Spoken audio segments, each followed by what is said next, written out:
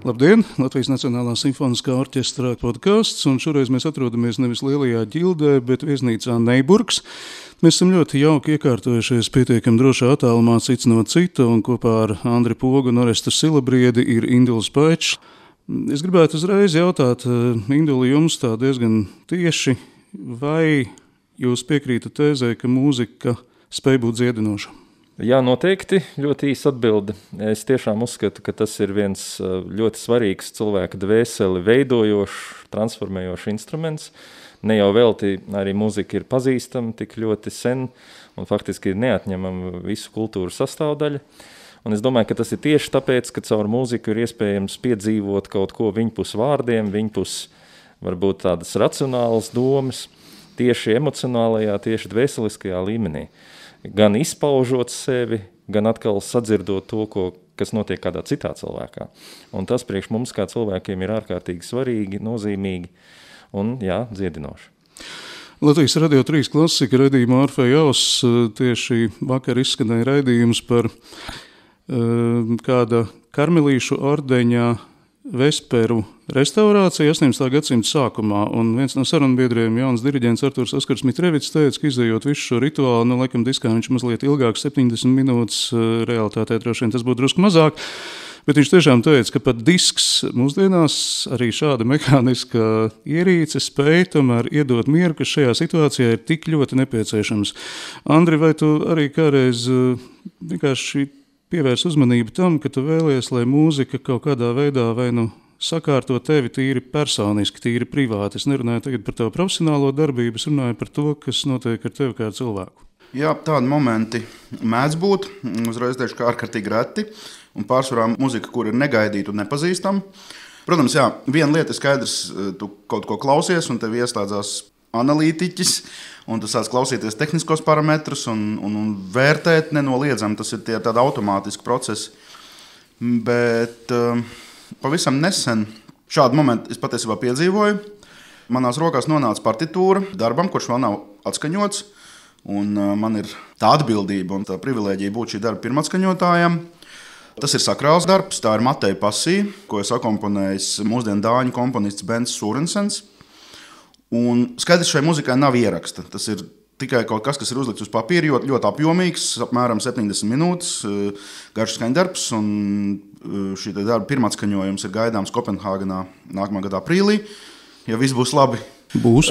Bet ko es gribēju teikt, ka jau šķirstot šī darba lapuses un šo ārkārtīgi palēnināto laiktelpu, plūdumu, polifonijas, un tas viss tagad skan analītiski, bet iedomājieties kaut ko, kas ir pilnīgi svešs, pilnīgi neizpētīta teritorija pagaidām, un klausoties šī komponista, jau to, kas ir pieejams un izpildīts un ierakstīts, viņa mūziku, uz brīdi es sajūtu šo sajūtu, ka jā, tas ir kaut kas ir kas iedarbojas ārkārtīgi negaidītā veidā uz mani. Tā ir tā muzika, kas ir vēl pagaidām tīra, pagaidām vēl nesastruktūrēta ar manu analītisko režģi viņai virsū un pagaidām vēl neprofanizēta, ja tā varētu teikt.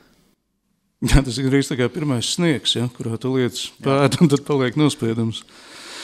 Vajadzētu būt skaistai sajūtai. Induli, mēs to droši vien nekad neiepazīsim, bet es jautāšu arī jums tīri personiski, vai jūs mēdzat izvēlēties skaņas, lai kaut ko sevī vai mierinātu, vai remdētu, vai sakārtotu? Jā, es mēdzu to darīt, un kas ir interesanti, šodienas tehnoloģijas ļauj klausīties dažādās formās, dažādas mūzikas stilus, tais pašā Spotifyā un ne tikai. Un tad man ik pa brīdim gribās tur ielikt kādu sirsniņu, kas atzīmē posmu, kurā es esmu to klausījies. Un tad es tā vienmēr domāju, ka tā mana izvēlēto mūziku liste vai saraksts būtībā ir tāda mana dienas grāmata, dažādu dzīves posmu, dažādu dzīves periodu dienas grāmatu. Un burtiski ir tā, ka atgriežoties atpakaļ pie kaut kā, kas varbūt šobrīd sen nav dzirdēts, es atgriežos arī tajā noskaņā. Un tas tikai pierāda to, ka jā, acīm redzot, katrā dzīves posmā es intuitīvi izvēlos kaut ko, kas izsaka to, ko es jūtu, vai kas kaut kā ļauj tikt pāri tam, kur es šobrīd atrodos. Un jā, es varu pavisam noteikti teikt, ka ir ļoti skaidri iezīmējis dažādi posmi ar attiecīgi izvēlētu mūziku, attiecīgi to, kas man liekas tobrīd aktuāli. Vai var lūgt vismaz vienu piemēru, vienu konkrētu piemēru? Es piemēram būtu daudz, bet es, piemēram, miksēju bieži vien to, kur es klausos klasisko muziku ar kaut kādiem ļoti moderniem gabaliem, kuros man varbūt pat vārdi uzrunā vairāk. Un es teiktu, ka, jā, pavisam nesen es klausījos veco labo Panis Anģelikus, un es pēkšņi sajūtu, ka kaut kādā ziņā tas priekš manis simbolizē un atkal izsaka šo barību šajā mirklī, kas man ir vajadzīga. Un savukārt kādā citā brīdī es varu uzlikt pietiekami enerģiski, ritmisku kaut ko modernu, tieši tāpēc, ka, lai neiegrimt varbūt atkal tajā trauksmē un bezcerībā, ko diemžēl arī šādi krīžu laiki mūsos mēdz radīt. Jā, bet profesijas dēļ varbūt ir arī tā, ka mūzikas izvēle kaut kā saistīta ar baznīcas gada ritējumu, vai tas nav obligāti? Tas ir, protams, individuāli, bet tas, ka baznīca tiešām ir veidojusi baznīcas gadu, kā viņi to saka, tas nozīmē, ka viena gada ciklā mēs izejam cauri svarīgākajiem pieturas punktiem mūsu ticībā, arī Jēzus dzīvē, un tas, ka šie posmi tiek iezīmēti ar atsevišķu, īpašu gan vizuālo noformējumu, gan muzikālo noformējumu dievkalpojumos baznīcā, es domāju, tā ir atkal ļoti interesanta lieta, proti tas nozīmē, ka zināmā mērā, lai tu būtu veselīgs cilvēks, tev ir vajadzīgs pilns emociju spektrs. Un varbūt pirmīt es teicu, ka es klausos to, kas atbilst man šobrīd, bet varbūt tā nevienmēr ir tā pareizākā lieta. Proti, es varu arī, būdams depresīvs, sākt klausīties mazliet atbilstošu skaņdarbu un rezultātā iet vēl dziļāk tajā visā. Tas ir labi vai tas ir slikti, vai tas ir personiski izvēle? Tas var būt gan. Tas var būt tā, ka tu tad ieej iekšā, tu dabū to atsitienu punktu un kaut kā tu pēc tam rāpies laukā, un, diemžēl, es profesionāli varu teikt, ka kādreiz ir arī tā, ka cilvēks tiešām grimst. Un tu brīnies, kāpēc viņš lasa tieši to, kāpēc viņš klausās tieši to, kas zināmā mērā viņu nostiprina tajā, varbūt ne tajā labākajā emocionālajā stāvoklī. Bet, jā, kā jau teicu, gada garumā mēs tiekam izvesti cauri šīm dažādajām emocijām un tai skaitā ļoti lielām svārstībām, kur, piemēram, tas pats ciešanu laiks pirms lieldienām ir ar pilnīgi vienu noskaņu, un pēkšņi ir lieldienu laiks, kurā muzika radikāli maina savu raksturu. Un tieši tāpat priekšā stāv advents un tā tālāk, kas atkal labi vai slikti, bet asociējās ar noteiktu mūzikas izvēli. Un tas tikai parāda, ka varbūt tas, ka mēs klausamies šo dažādo mūziku, var ļaut mums to iekšējo pasauli apgūt. Jo es redzu, ka tā ir viena problēma mūsdienu cilvēkam, ka viņam bieži vien tā emocionālā dzīve ir tāda diezgan noplicināta. Piemēram, kādreiz cilvēki vēršās pie mācītāja vai kādu sarunu, un tad, ja viņam jautā, kā tu jūties vai kas tevī notiek, tad tur ir būtiski kaut kādi pāris vārdi. Tur labi, slikti, vai varbūt nobijies, vai bēdīgs, vai kaut kāds skumjš vai depresīvs, ļoti populārs vārds. Bet tas arī ir viss. Un, ja tu padomā, cik daudz ir vārdu kaut vai, kas apzīmē dažādas emocionālas nianses, cilvēks bieži vien to nemaz sevī neatpazīst. Viņš ļoti sen nav jutis kaut kādu saviļņojumu vai kaut kādu attiecīgu noskaņu, ko tieši īstenībā mūzika varbūt pat labāk par jebko citu ļautu piedzīvot. Bet vai tas nav saistīts arī ar to, ka cilvēki vispār reti vēro sevi? Piekritīšu, es domāju noteikti, bet vērotā ir viena lieta, bet otra lieta ir, iedomājies, ja tev iekšā ir tā viena nots visu laiku, viņi tur skan kaut kādā ziņā, viņi ir vai baiļu un trauksmes nots, vai gluži otrādi bezcerības un skumju nots, tu klausies sevi, un jo tu vairāk sevi klausies, jo skumjāk paliek un drūmāk tā situācija.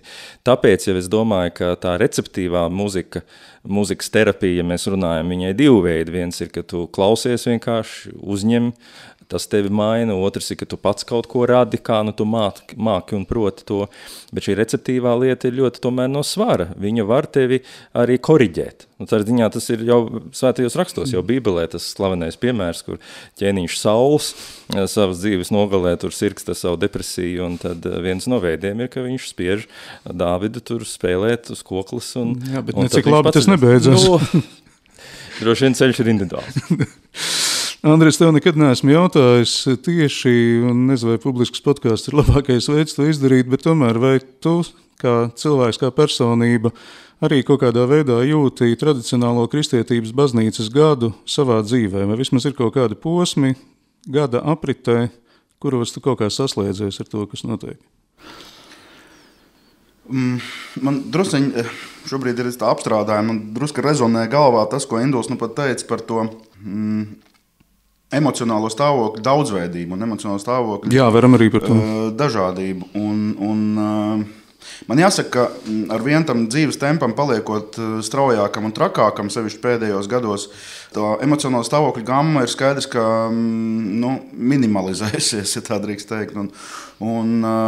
Tas, kas varbūt bija aktuāls un ļoti spilgts bērnībā, gadiem ritot, tās krāsas ir diezgan tādas, nonākušas tādā ļoti, ļoti mērenā, tādā remdenā režīmā. Un es to pašu varu teikt arī par šo te kristietības klātbūtni gada ritējumā manā sajūtā un manā izpratnē. Jā.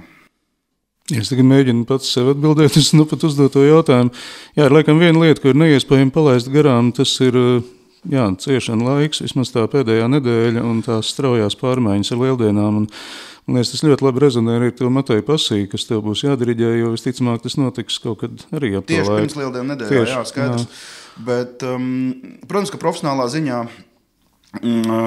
ciešana laiks un lieldienu laiks vienmēr ir bijis saistīts, vismaz manās diriģenta gaitās, kā tādi ikgadēji muzikāli pienākumi. Šis gads, diemžēl, bija izņēmums, lai gan bija plānots Brāhmas Vācu rekviems, kurš atcēlās pandēmijas dēļ, bet katru gadu ap šo laiku ir kaut kas, kāds notikums muzikā, kam ir saite ar šo teiksim, notikumu kalendāru kristietībā. Un tādā ziņā tu gan uzdevi jautājumu, Orest, kā tas varbūt rezonē man personīgi, bet šīs divas lietas vispār ir diezgan grūti nodalīt, jo es nevaru uz papīra uzzīmēt divus cilvēciņus un teikt, šis ir Andris un šis ir Poga, šis ir Poga cilvēks. Jā. Tas ir varbūt vienas personības šķautnes, divas, kuras miedarbojas visu laiku. Es pat iedomājos tikai no savas pieredzes, ka vēl viena lieta, ko ir ļoti grūti palaist garām, man liekas, ir vasaras svētki. Pēc sajūtas. Es laikam teiktu, ka šie divi posmi, varbūt kādreiz pat neskatoties kalendārā, vienkārši bija viens piedzīvojums Itālijā, kur man tiešām likās, ka tas zelta lietas, viņš nolīst kaut kā, un tas bija tieši vasaras svētkos, un varbūt kopš tā laika. Indula, jums arī ir kaut kādi gada brīži, kas jums ir sevišķi svarīgi? Jā, tagad man arī jāsāk iedziļināties un jāmēģina ātri iziet tam visam cauri. Noteikti, ka jā. Un es arī teiktu, ka mani piesaista tās nopietnās tēmas. Un es teiktu, starp citu, arī piekristu, ka, piemēram, vasaras svētki, kas it kā salīdzinājumā ar Ziemassvētkiem un Lieldienām ir ārpus kristietības, manuprāt, mazāk pazīstama tēma, bet tieši tas gada posms, tas mirklis, kurā tas notiek, ir tiešām bieži vien ļoti trāpīgs un mani arī uzrunā. Es teiktu, ka jā, priekš manis tas gads nozīmē to, ka dažādos gados droši vien dažādas lietas mani vairāk trāpīs, un varbūt tas arī pilnīgi normāli, neviens gads nav bijis vienāds. Ir bijis tā, ka tiešām, piemēram, lai cik neliktos vienkāršoti tas, bet, piemēram, es arī Ziemassvētkus esmu piedzīvojis kādreiz ļoti, ļoti spilgti, kā tādus tiešām siltus, ģimeniskus pat varētu teikt, svētkus un noskaņas, un atkal jāpiemina ļoti vienkāršās melodijas, it kā ļoti pierastās, brīžiem liekas, tu ieej lielveikalā un tev jau slikti paliek no viņām, bet no otras puses kaut kādā mirklī viņas tomēr trāpa. Jā, viņas trāpa mūsu ģimenē droši vien tad, kad mēs tiešām satiekamies tajā 1. vai 2. Ziemassvētkā un vienkārši kāds sēž pie klavierēm, tad tās dziesmas pēkšņi iegūst citu nozīmi. Man liekas, ka lielā nelēma, ko mēs ar viņām nodarām, tām, ka mēs viņas spēlējam tad, kad nevajag. Jo īstenībā jau visu gaidīšanas laiku viņas nevajadzētu droši vien novazāt tādā ārprātā, kā tas šobrīd notiek, un priecāties tad, kad tas fakts patiešām ir noticis, bet mēs jau pasauli neizmainīsim, tas ir neiespējami. Droši vien tikai katrs savā kaut kādā šūniņā to var darīt mazākā un cerēt, ka tāda šūniņa būs arvien vairāk un vairāk. Andri, tu pieminēji to, ka vajadzēja notikt Brāhmas Vācu rekvijuma atskaņojumam, un diemžēl tas nenotika. Pavasarī tas gan bija izvērtās par orķestrim nozīmīgu skaistu notikumu augustā, bet tas jau bija citās rokās, un es ļoti labi atceros to pirmo reizi, kad es klausījos tavā interpretācijā Brāhmsa Vācu rekvijuma Lielajā ģildē, Un tad pieliekam klāt Verdi rekviejumu Parīzē, Elizejas lauku teātrī, un tad pieliekam klāt Forē rekviejumu gan Rēzeknē, gan Rīgā. Un, ja man kāds iepriekš būtu jautājis, vai es kādreiz varētu sagaidīt, ka tieši rekviejuma žanrs būs tas, ar ko Andris Poga man varbūt saviņos kādreiz pat visvairāk, es pat dažiem būtu brīnījies par šādu izteiku, bet kaut kā pēkšņi izrādās, ka kas tev ir ar tiem rekviejumiem? Jā, tas ir kaut kas tāds, ko kāds ir. Rilkam bija tas, ka mēs saķeram bumbu, ko ir pametus mūžību. Vienam no vācu, vai Helderlīnam, vienam no vācu dzejniekiem. Man šķiet, ka tas bija Haidegera Malksceļa grāmatas priekšvārdā. Jā, un tā ir tā bumba, kas ir pamesta nezinu no kurienes, kas dzīvi vienkārši to tā ir iegrozījusi. Un man jāsaka, ka tas ir žanrs, kurā man šķiet, ka es jūtos komfortabli darbojoties un gan šo muziku pētot, klausoties un arī diriģējot. Bet pirms mēs varbūt piemēršamies vairāk rekviemiem, un tur būs arī neliels varbūt klausīšanās sarakstīņš iedvesmai. Es vispār gribētu mazliet paprovocēt jūs abus divus, kā mūsu sarunas dalībnieks šodien. Vispār pameditēt par sakrālo mūzikā, jo skaidrs, ka mēs vēsturiski zinām, ka muzika sakra un muzika profāna, tās bija divas lietas, kas bija ārkārtīgi strikti nodalītas viduslaikos, vai ne? Muzika sakra, tas bija kaut kas, kas bija atskaņojums baznīcā, liturģiskajā ceremonijā, tā skaitā rekviems, kā liturģis viens no veidiem. Un muzika profāna, tā ir tā sadzīves muzika, kas ir ārpus baznīcas sienām. Un, protams, ka es domāju, ka radikālie reliģijas adepti joprojām, es pat esmu dzirdējis mūsdienās, ka tiek uzskatīts, ka ir muzika, kas baznīcā vienkārši nedrīkst skanēt, un te nav runa pat par popmuziku vai par kaut ko tādu pilnīgi nesavienojam, bet pat arī klasiskas vērtības, kuras man šķiet, droši vien, ka ir notikusi kaut kāda vērtība transformācija, vērtība attīstība, un es domāju, ka tas pēc manas sajūtas ir pieļaujams atskaņot reliģiskā vidē vai telpā, bet ir cilvēki, kas uzskata, ka tas ir nepieļaujami. No otras puses raugoties, man bija pirms dažiem gadiem pilnīgi pārsteigums uzzināt, vai pieļaut diezgan daudz arī nezinu, ka joprojām mūsdienās, 21. gadsimtā, Ķīnā nav atļauts atskaņot koncertzālēs sakrālus skaņdarbus, kā kaut vai Mozart rekviem vai Brāms rekviem, Verdi rekviem, bez īpašas valdības atļaujas. Tas tā ir. Kāds tam ir pamatojums? Tam ir pamatojums ļoti vienkārši, ka cilvēks nedrīkst tā teikt, barot ar nepareizo mūziku. Tā ir mūzika, kas ir aizliegta. Un man jāsaka, man bija iespēja Ķīnā, Šanhajā. Un tad ir runa par visaugstākajiem mākslas tempļiem, par orķestriem, par koncertzālēm. Te nav runa tikai par kaut ko cilvēks dara mājās savā interesē vai savam priekam. Un man bija tā iespēja atskaņot Šanhajā gan Mozart, gan Brāmsa rekviem vienā nedēļā, un es biju diezgan izbrīnīts par to, ka orķestris bija izvēlējies tādu, pie tam tā nebija nekādā veidā saistīta ne ar kādiem reliģiskiem svētkiem, absolūti ne ar lieldienām, tas bija novembrī, un es biju ļoti izbrīnīts par šādu ideju un piedāvājumu, un es jautāju, kamdēļ jūs vēlaties blakus dienās divus šādus skaņdarbus, it kā rudens sezonā, un teica, tam ir ļoti praktisks iemesls. Mēs esam saņēmuši valdības atļauju, ka mēs to drīkstam darīt. Un tas tiešām ir, tas ir absolūts absurds, man šķiet, bet tās ir radikālākās. Katrā klosterī savi tikumi, vai nav tā, ka mēs jau pirmīt runājam par to, ka mūzika ir ļoti transcendentāla māksla, pat transcendentālākā šķiet no mākslām. Varbūt šādā ziņā var teikt, ka faktiski visa mūzika ir savā veidā sakrāla, es nezinu, kā transcendentāls mākslas piedzīvojums. Bet teiksim, ja mēs runājam, un es noteikti nonākšu līdz rekviemam, bet es pat tādu drusku apkārtceļu šobrīd eju, jo es vēlējos arī jums, gan Indulim, gan Roist pajautāt, kādas jums, teiksim, ir pārdomas par šo te sakrālo muzikā un par šīm te robežām. Cik viņas ir varbūt nospraustas un cik viņas ir, teiksim, mainīgas.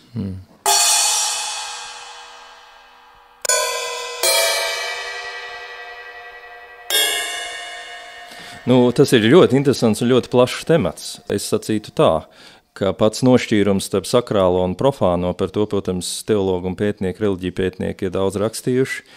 patiesībā cilvēka psihē ir ārkārtīgi svarīgs, jo sakrāls tas nozīmē kaut kas atšķirīgs, neikdienišķs, tas, kas mūs pievērš mūsu dziļākajiem jautājumiem, un vienmēr gan templis, gan attiecīgi tas, kas templī notiek, dievkalpojums, tātad gan telpa, gan laiks, ir bijis iezīmēti kā tādas ļoti skaidras robežas, un kā pētnieki uzskata, tad viens no iemesliem ir tīri pragmatisks, proti cilvēka psihei ir ļoti no svara, ka viņā veidojas zināmi ritmi, ka mēs neesam tādā nepārtrauktā pelēkā stāvoklī, bet ka tur ir kaut kādas robežas, un tagad mēs daram to, un tad mēs daram šo, un tur ir kaut kādas pārējas, un šis svētums cits starpā ir ticis vienmēr tā veidots, lai tad, kad tu ieeji dievnamā, lai tu ieeji, teiksim, kad tu ieeji templī, tad normālos apstākļos, it sevišķi senajās baznīcās to var redzēt, tur būtu jābūt tādam, es atļaušos, varbūt skarbu vārdu lietot, zināmā mērā tādam triecienam pa visām 5 tavām maņām.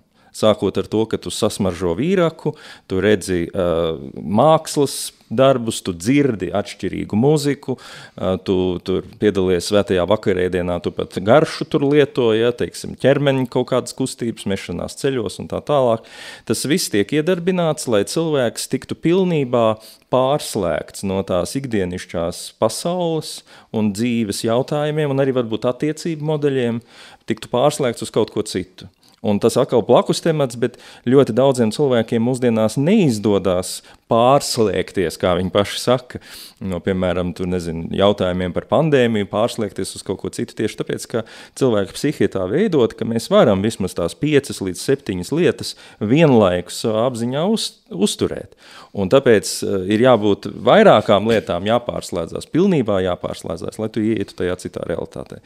Tātad tas ir tāds antropoloģisks fakts, ka cilvēkam ir bijis ļoti no svara to sakrālo telpu, pie kuras pieder arī muzikālā daļa veidot. No otras puses, baznīcai bija rūgta savulaik pieredze ar to, ka viens no lielākajiem tādiem no teologu izpratnes tādiem pārpratumiem teoloģijā, kas saistījās ar to, ka Jēzus nav Dievs vai iemiesotais Dievs, bet ir bijis vienkārši pravietis, kurš ir nācis un sludinājis lielas lietas. Šī teoloģiskā ideja baznīcā vienā periodā nostiprinājās tieši caur mūziku.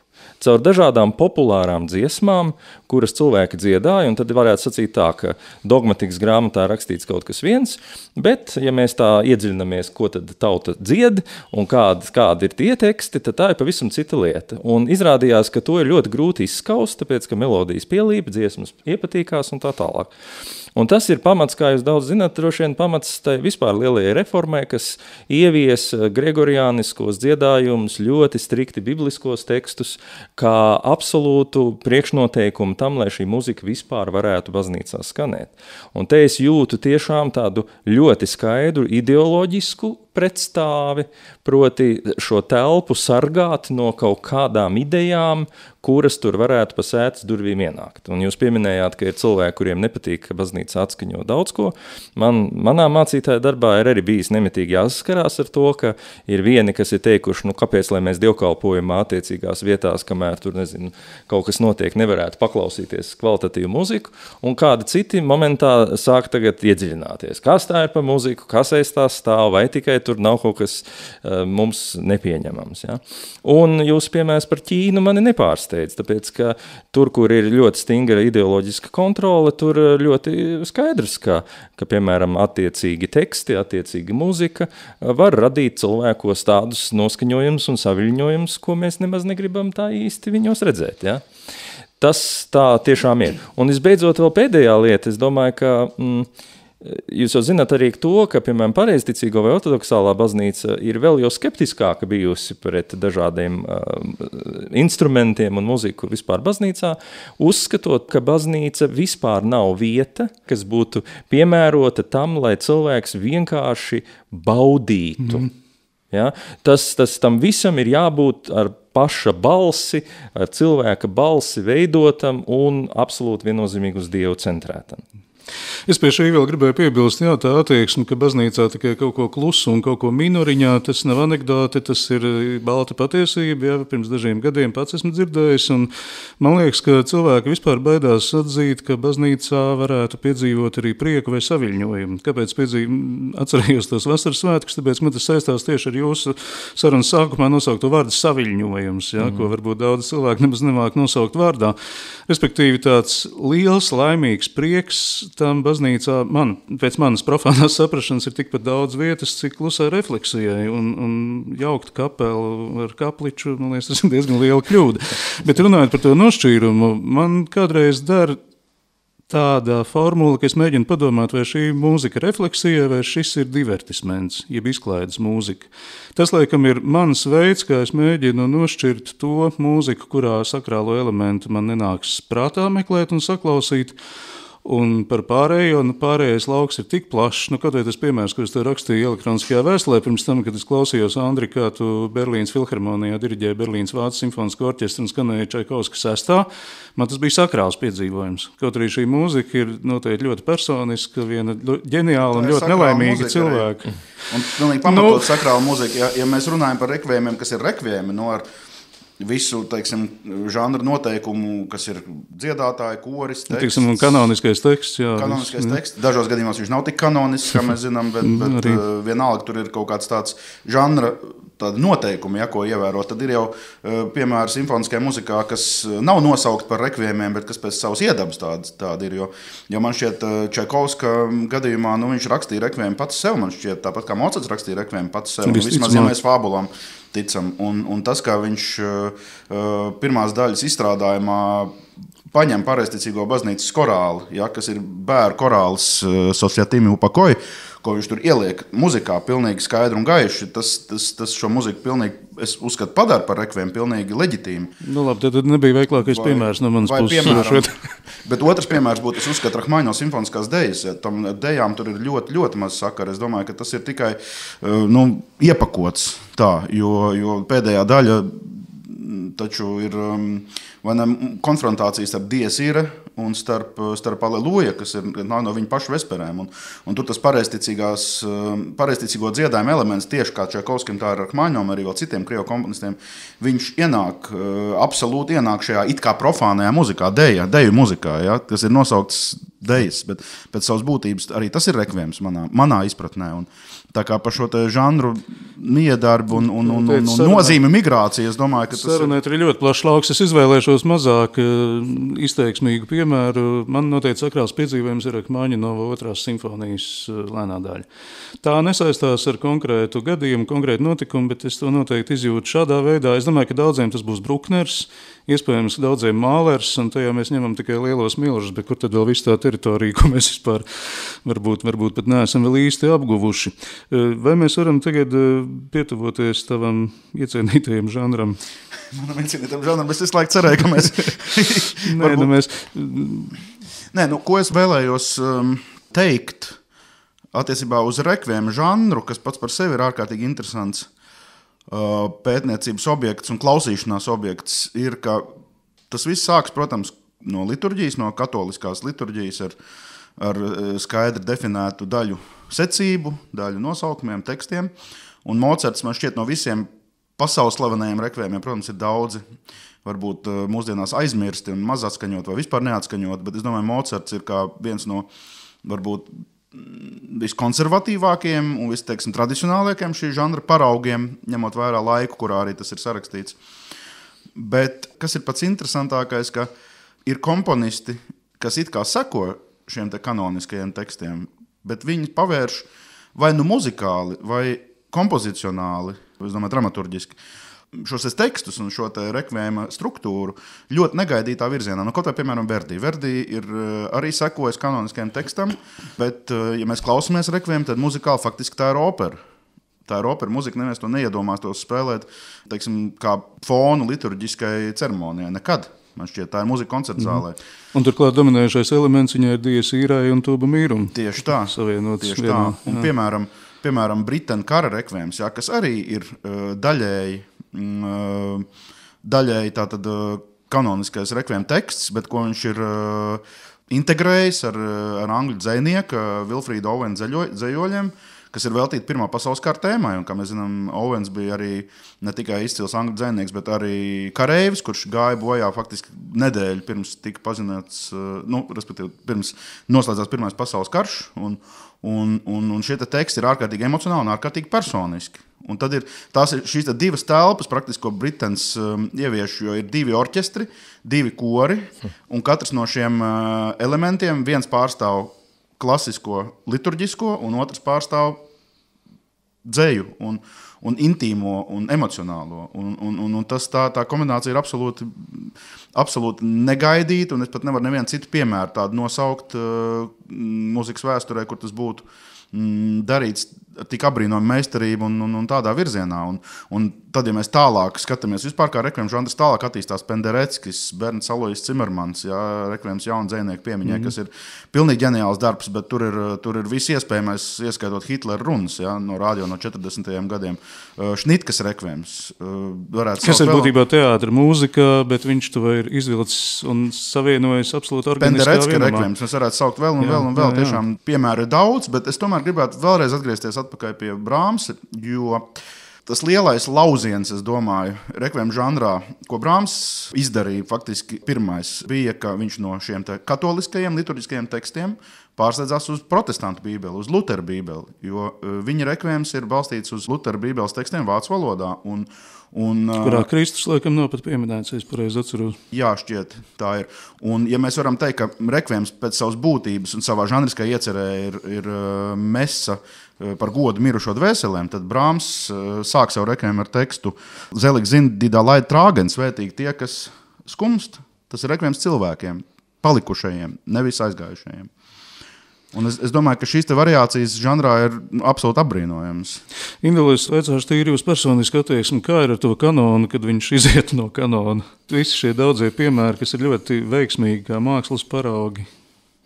Es jau tiešām domāju, ka tas ir ļoti svētīgi un ļoti labi. Man liekas, tas palīdz arī to kanonisko tekstu kaut kā savādāk izjust un piedzīvot, jo mēs esam iedomājušies tikai tā, ka tekstam ir kaut kāda viena nozīme un viena jēga, bet lielākoties arī tas pats rekviem teksts, viņš runā par tādām tēmām, kuras ir ārkārtīgi sarežģīti ielikt racionālā kaut kādā atbilžu schēmā, un runā ar vārdiem, kuri ir īstenībā arī daudz nozīmīgi. Un līdz ar to šīs dažādās muzikālās interpretācijas kombinācijā ar to, ka kādi lūk ir uzdrošinājušies pamainīt varbūt arī pat to rāmi tekstuālā ziņā, tas varbūt nevienmēr būs piemēroti kā tagad klasiskās mesas vietā tagad lietosim šos tekstus, protams, nē, bet tajā piedzīvojuma, pārdzīvojuma, kaut kādā ziņā tāda dvēseliskā dziļuma sasniegšanas ziņā, tas noteikti ir ļoti nozīmīgs instruments, un kas ir faktiski, manuprāt, ļoti vajadzīgi, jo tikai tad, kad tu ieraugi, kā varbūt kāds tiešām talantīgs, ģeniāls cilvēks, kā viņš to ir sadzirdējis un savā ziņā, kā viņš pats savā dvēselē risina šos jautājumus, tev kļūst pieejams atkal, kā jau teicu, plašāks lauks, kā tu arī pats vari par šiem jautājumiem domāt, justies un viņos dzīvot. Jā, gan mūzika nonāk antropoloģiskajā. Jā, bet tā ir sen zinām teoloģiska lieta. Tur gandrīz anekdotas tiek stāstīts par to, kā tu vari vienu un to pašu tekstu nolasīt ar dažādiem kaut vai akcentiem. Tik daudz tur ir tā muzika, lai uzreiz tas būtu pavisam savādāk. Jā. Un es domāju, ka tas, ko mēs piedzīvojam, ir, ka ir teksti, un mēs viņus lasam, nezinu, vai tā būtu dzēja, vai tie svētie sakrālie teksti, mēs viņus lasam. Ko mēs mēģinam darīt? Mēs mēģinam viņus saprast, satvert, kaut kādas līdz ar to nonākt, līdz ar šiem tekstiem nonākt kaut kādā stāvoklī vai pieredzē, kas aiz viņiem slēpjas. Tad blakus tam es redzu to tīri melodisko pusi savukārt muzikai, kura ved mani šajās vārdos neizteiktajās pieredzēs un emocionālajos stāvokļos un tā tālāk. Un es domāju, tā ir tāda ļoti interesanta saspēle. Un tad, kad tas tiek vēl salikts kopā, Tad tikai mēs redzam, ka dzīve ir dzīve, realitāte ir ļoti krāsaina un lielie eksistenciālie jautājumi ir ļoti dažādi risināmi. Un man liekas, tas ir, kas ir rekviema arī tas centrālais temats, proti tikai tad, kad tu esi īstenībā saskāries ar nāves tēmu savā dzīvē, tikai tad tu esi īsti gatavs dzīvot, tikai tad tu esi īsti gatavs saprast, kas tev ir vērtīgi. Tikai tad, kad tu esi atradis kaut ko, kādēļ tu esi gatavs mirt, tu esi īstenībā sapratis, kas ir tas, kādēļ tu esi gatavs dzīvot. Un šie nāves un dzīvības aspekti te savijās kopā ir mana personiskā traģēdija, ja es esmu kādu cilvēku pazaudējis, bet ir arī galu galā mani eksistenciālie jautājumi, kā es vispār skatos šo lielo tēmu. Un šeit šie izcilie darbi no dažādiem skatu punktiem tam tuvojas. Es to salīdzinātu no pavisam citas vēl atkal mākslas sfēras, nezinu, kaut vai tāda pati glezna, noliek mūsu priekšā gleznu, ko viņa nozīmē, ja? Kas tad ir viņas saturs? Lai kā mēs mēģinātu viņu izteikt vārdos, vienmēr ir iespējams saredzēt vēl kaut ko. Tieši tāpat ir šie teksti, katrs komponists sadzird tur kaut ko citu. Un atkal mēs, kā klausītāji vai muziķi, izejotam cauri piedzīvojam kaut ko. Ļoti piemērota tēma vecajam labajam veļu laikam. Beidzoties, mēs ejam pirmoreiz gaisā 9. novembrī, burtiski rīt Mārtiņos. Šis laiks beidzas. Andri, vai tev ir vēl kas sakāms par šo, ja man ir Indulim vēl viens jautājums noslēgumam, tad es varbūt uzdošu. Nesen bija iespēja intervēt Vēru Vīķu Freibergu saistībā ar Gundega Šmitas Dainu kameru mistēriju Eskarā aiziedams, kas jau ir apceļojusi drusku Latviju un ko rādīs Latvijas televīzija Lančplēša dienā 5. pēcpusdienā. Un tur, sākumā ir ievedama šī nelielā intervija, un es viņai tā pavisam naivi jautāju, mums ir tēma par karu, par varonību, par gļēvelību, un es jautāju, vai civilizācija jau kad varētu sasniegt stāvokli, kad nebūtu nevienas vietas uz pasaules, kas karo. Es nejautāšu konkrēti jums par karu, bet es gribētu zināt, cik liela jums ir ticība tam, ka labais uzvarēs. Es laikam jautāju vēl naivāk. Atceroties vienu Marīņinas romānu, kas noslēdzās ar jautājumu, vai jau kad, noziedzība un tie, kas to apkaro, varētu viens vai otrs uzvarēt. Un viena matemātiķa atbild bija, ka viņi vienmēr būs līdzsvarā, ka nekad nebūs vienam par labu vai otram. Bet kā ir ar to pasauli un cilvēku? Tur atkal plaša tēma, bet pirmā lieta ir, ka lai cik daudz mēs katrs būtu uzkrājuši pieredzi, katra nākamā paudze, šajā gadījumā katrs cilvēks, kas piedzimst pasaulē, viņam ir jāsāk pašam mācīties, saprast un nonāk līdz zināmām atziņām. Un tas ir iemesls, kādēļ tās lielās transformācijas, arī tā skaitā, kristietības paspārnē vai jebkuras reliģijas paspārnē, notiek ļoti, ļoti lēnām. Tāpēc, ka, kā jau teicu, katrs cilvēks to pieredzes ceļu sāk no sākuma. Un tas, ka mēs esam sapratuši kaut ko un piedzīvojuši, nenozīmē, ka mēs varam tādā ļoti elegantā, vienkāršā veidā to nodot saviem bērniem. Jo ir lietas, kuras mēs varam viņiem iemācīt deklarāciju veidā, viņi var iemācīties pareizās atbildes, bet ir lietas, kuras mēs iemācāmies tikai caur pieredzi. Un līdz ar to mēs varam radīt telpu, lai viņi gūtu šo pieredzi, bet kas tur ar viņiem īstenībā notiks un ko tad kādu secinājumu viņi izdarīs, tas ir jautājums. Līdz ar to no šāda viedokļa es neesmu optimists par to, ka ļoti ātrā laikā mēs tiksim vaļā no mūsu cilvēciskās dabas. Un otra lieta par to līdzsvaru. Es esmu mazliet optimists. Tādā ziņā, ka es uzskatu, ka cilvēks tomēr virzās uz priekšu. Mēs šeit fonā varam redzēt Doma baznīcu, un droši vien, ka pie Doma baznīcas šobrīd mēs vairs sārtus nerīkojam un siekstās nevienu neliekam. Varētu strīdēties, ka varbūt tā vardarbība vienkārši ir rafinētāka, paslēptāka, tam es varētu piekrist. Un tomēr, protams, kaut kādā ziņā cilvēce sāk saprast, ka lietas var darīt savādāk un instrumentus var izvēlēties citus.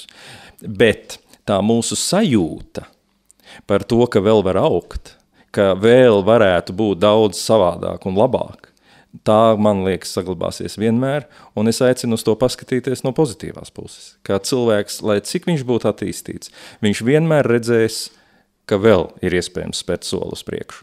Jo, ja tā nebūtu, tad tā būs traģēdija pat par sevi, ka mēs sapratīsim, ka mēs esam sasnieguši tādu punktu, kurā jebkura kustība ir kritiens atpakaļ.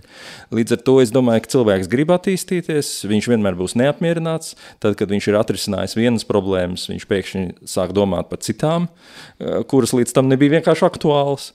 Tā kā tas ir tāds nemitīgs attīstības process, un es gribu cerēt, ka svarīgs ir virziens. Ja tu jūti, ka tu ej virzienā, kas ir vērsts uz to, lai mīlestība un patiesums būtu vairāk, tu jūties labi. Ja tu jūti, ka mīlestība un patiesums iet mazumā, tad tev liekas, ka kaut kas ir ļoti nepareizi. Un tas ir, kā cilvēks ir būvēts. Savā ziņā mēs jau taču gribam piedalīties pie tā, lai mēs pārspētu to mūsos un ap mums, kas nav pareizs. Ja? Tas jau ir daļa no mūsu dzīves jēgas. Tā kā es tiešām domāju, ka cilvēks ārēji varbūt mācīsies būt civilizētāks, bet iekšēji vēl ar vienu tieksies uz izaugsmi un faktiski, jo tu esi īstenībā attīstītāks, jo tu vairāk redzi visu to, ko vēl varētu mainīt un ko īstenībā vajadzētu mainīt. Tā kā tādā ziņā būs līdzsvars. Un tad beigās novēlēsim, lai mums visiem šī apskaidrība vismaz ik pa brīdim uznāk, un lai mēs spējam piepildīt daudz ko, un lai mūsu ceļš būtu īstajā virzienā un līdzsvarots. Jā. Induls Paičs, paldies, Andris Poga, Noris Silabrīdis tikās, un droši vien pēc pāris nedēļām atkal būs jauns podcasts, un pa šo laiku, lai visiem lieliski klājas. Paldies!